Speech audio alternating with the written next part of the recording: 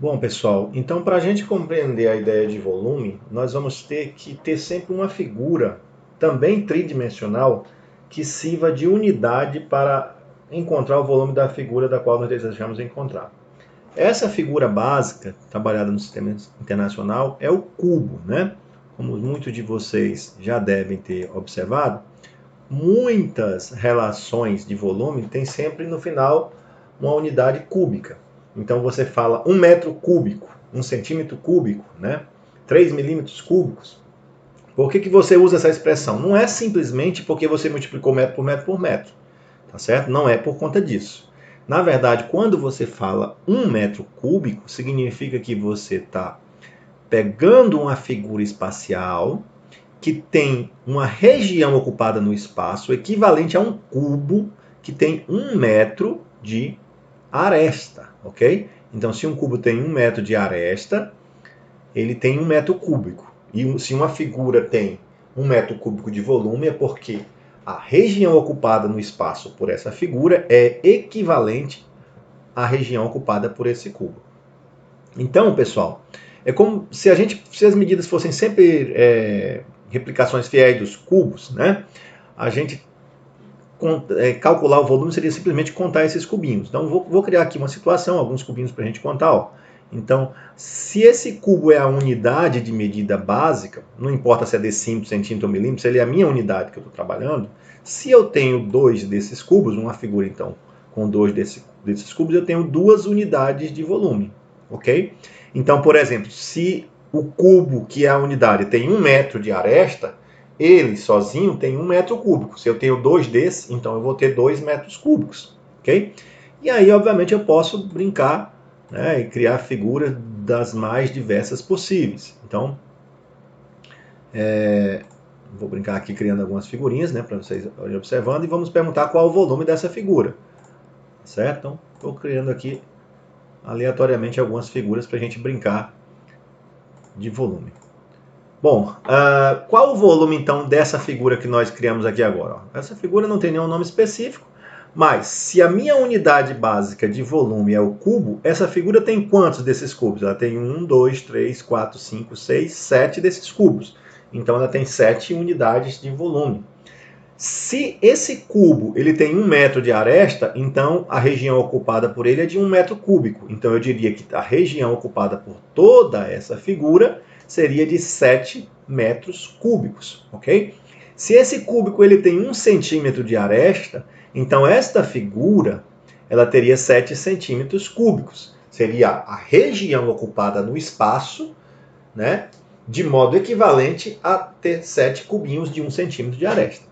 Então aí você pode brincar, né, da forma mais diversa possível. Agora, ocorrerá, obviamente, de você ter figuras, né, que não tem um formato tão certinho assim, com os cubos tão encaixadinhos. Então você vai trabalhar com a ideia de equivalência, ou seja, ela não vai ter os cubos tão empilhadinhos como nessa figura que nós criamos aqui, mas nós vamos ter equivalências aos cubos, ok? Então vamos mostrar, obviamente, alguns exemplos mais à frente.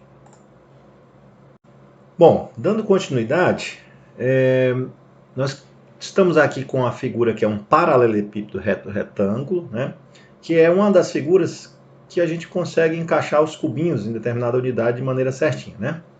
Bom, então o que acontece nesse paralelepípedo? Suponha que você tem uma cisterna que tem aqui, ó, 3 metros de largura, cada unidade dessa seria de 1 metro, e você tem 4 metros, 1, 2, 3, 4 metros de comprimento e 2 metros de altura. Então, se esse cubo que está formando essa figura é a unidade de volume, a pergunta é, quanto que de volume você tem aqui? Então, em outras palavras, nós queremos saber quantos cubinhos tem essa figura. Bom, então você pode, obviamente, ficar contando, né?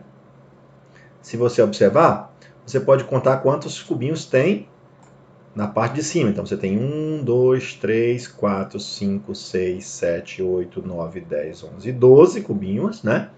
Mas por outro lado você tem 2 camadas desses cubinhos. Então você tem 12 vezes 2, 24 cubinhos. Então você teria 24 unidades de volume para esse paralelepípedo. Se isso fosse uma cisterna com 3 metros de largura por 4 de comprimento e por 2 metros de altura, então você teria uma cisterna com 24 metros cúbicos. Por quê? Porque cada cubinho desse seria 1 metro cúbico por ter 1 metro de aresta. E é claro que você pode observar que você pode deduzir isso, né, sem fazer essa conta diretamente, ficar contando um por um, porque você pode pensar o seguinte: quantos cubos você tem na primeira camada? Ora, é só pegar 1, 2, 3, 4 e multiplicar por 3. 4 vezes 3, 12 é a quantidade de cubos que você tem na primeira camada. Ok? Então você tem 12 cubos na primeira camada. E quantos cubos você tem na segunda camada? Ora, você tem 2 camadas. Então, juntando as duas, você tem 12 vezes 2, 24. Portanto, é aquela formulazinha básica, né, deduçãozinha básica de que o volume de um paralelepípedo reto retângulo é simplesmente você multiplicar as 3 dimensões. Então, 3 vezes 4, 12. 12 vezes 2, 24. 24 metros cúbicos. Tá certo, pessoal? É claro que nem sempre você vai trabalhar com essa ideia de ter os cubinhos se encaixando aqui perfeitamente, até porque alguns segmentos de retas, comparados 2 a 2, nem sempre são comensuráveis. Mas essa ideia básica é a que vai ser levada mais adiante para todas as figuras. Então, pessoal, agora vamos tentar mostrar de modo intuitivo também a relação do volume de um prisma qualquer. É bem intuitivo. Bom, um prisma, nós já discutimos nas aulas anteriores que você tem um polígono, né, em um dos planos, em 2 planos paralelos. Então, como se você fosse pegar esse polígono que está nesse plano e fosse levantar até um outro plano que é paralelo a esse, correto? Bom, então é bem intuitivo, vocês vão convir comigo, que o volume, ou seja, a região que vai ser ocupada no espaço, né, por essa figura prisma, ela depende de 2 elementos básicos. Né? Ela depende desse polígono, ou seja, da área dele, da região dele ocupada no plano, mas obviamente que se eu puxar só até aqui, vai ocupar um volume. E se eu puxar um pouco mais, vai ocupar um volume bem maior.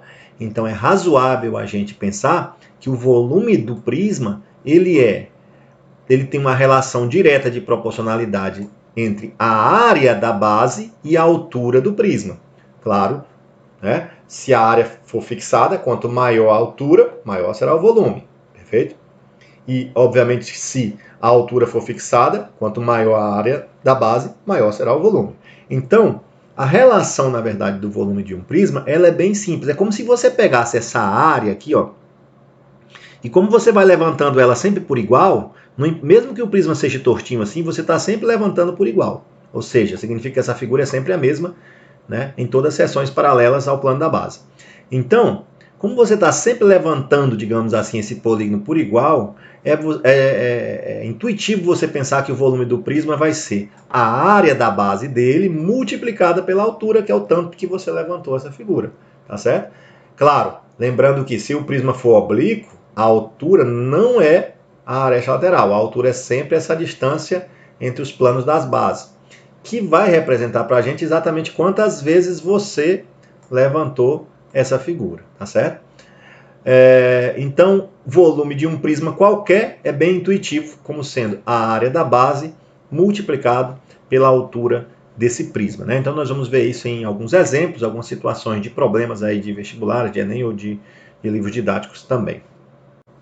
Então, para exemplificar um pouco mais, nós estamos considerando aqui agora 3 prismas, 3 sólidos espaciais. Observem que esses 3 prismas, eles têm a mesma altura. Todos têm a mesma altura. Porém, a área da base deles, né, é diferente. Nós temos um prisma pentagonal, um prisma hexagonal e um prisma quadrangular. Todos são prismas regulares, aqui que nós criamos na nossa figurinha. Bom, o que acontece? Qual dessas 3 figuras tem o maior volume? Ou seja, qual dessas 3 figuras ocupam a maior região no espaço? No olho, né, como a gente fala assim, no olhômetro, a gente já vê que é o prisma pentagonal. E o segundo lugar, o hexagonal. E o menorzinho é o prisma quadrangular. Bom, que também chama de paralelepípedo. Por que a gente já deduz isso no olhômetro? Porque a gente está visualizando aqui que essa figura é bem maior do que as outras, correto? Mas como é que a gente poderia diferenciar uma figura da outra, considerando que elas têm a mesma altura? Ou seja, se três prismas têm a mesma altura, né, por que esses três prismas têm todos volumes diferentes? Porque a área da base deles é diferente. Tá certo? Não é só por conta do formato em si, mas porque essa região ocupada pelo pentágono é maior do que a região ocupada pelo hexágono, que por sua vez é maior do que a região ocupada por esse quadrado.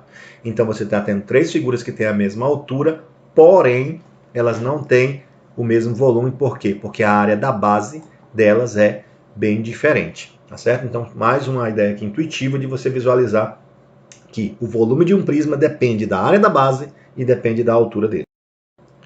Vamos agora para mais um exemplo intuitivo da relação do volume do prisma. Então nós escrevemos aqui, nós construímos aqui três prismas. Observe que são prismas, porque você tem duas faces paralelas, que são polígonos, né? Agora essa aqui formando a letra L, essa aqui formando um quadrado, essa aqui formando uma cruz. Mas todas as três figuras são prismas, né? De acordo com o conceito de prismas que nós já falamos em vídeos anteriores. E outra coisa que a gente vai observar aqui agora, nesse exemplo, nós deixamos todos eles com a mesma altura, tá certo? Todos eles com a mesma altura. Qual desses prismas tem o maior volume, tá certo? Qual deles tem o maior volume? Eles têm a mesma altura. Então, o que vai ser determinante aqui? Quem que vai determinar quem tem o maior volume?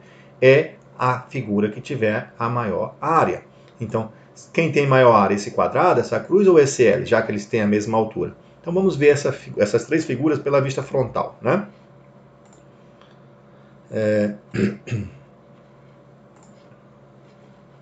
Vamos mover aqui a figura, deixando a posição frontal. Fica mais fácil da gente visualizar. Então observe que esse L, vamos obedecer aqui a linha quadriculada, ele tem 1, 2, 3, 4 unidades de área. Cada quadradinho desse seria uma unidade de área.